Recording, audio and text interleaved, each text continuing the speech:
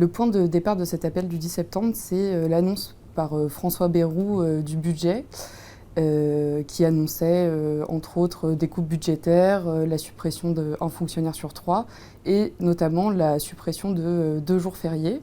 ce qui semble avoir cristallisé les colères au départ. Donc dans les jours qui ont suivi,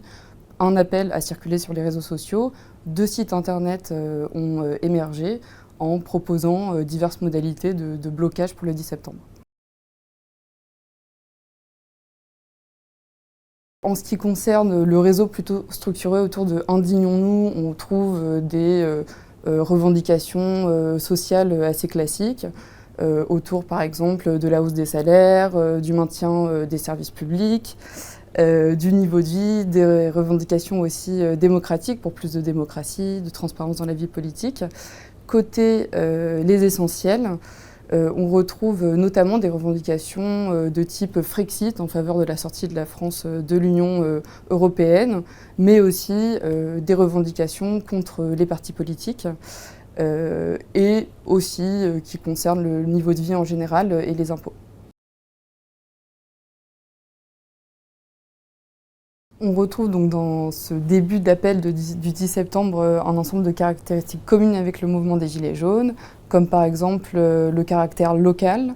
la volonté de s'organiser de manière horizontale, des revendications sociales et surtout la participation de beaucoup d'anciens Gilets jaunes qui se reconnaissent aussi dans cet appel du 10 septembre. Alors ce mouvement a l'air de susciter d'ores et déjà l'intérêt de personnes aussi bien de gauche comme de droite, ou de personnes qui se revendiquent ni de gauche ni de droite. Mais je pense qu'on peut d'ores et déjà distinguer peut-être 2 lignes. Des personnes avec des affinités peut-être plutôt à gauche, qui se reconnaîtraient plutôt dans des modalités d'action qui occupent l'espace public, visibles dans l'espace public, et des personnes qui ont des affinités plutôt de droite, qui s'orienteraient plutôt vers des modalités d'action individuelles de type boycott, même si les deux ne sont pas forcément incompatibles. On pourrait imaginer que ce mouvement prenne de l'ampleur et s'inscrive dans la durée, peut-être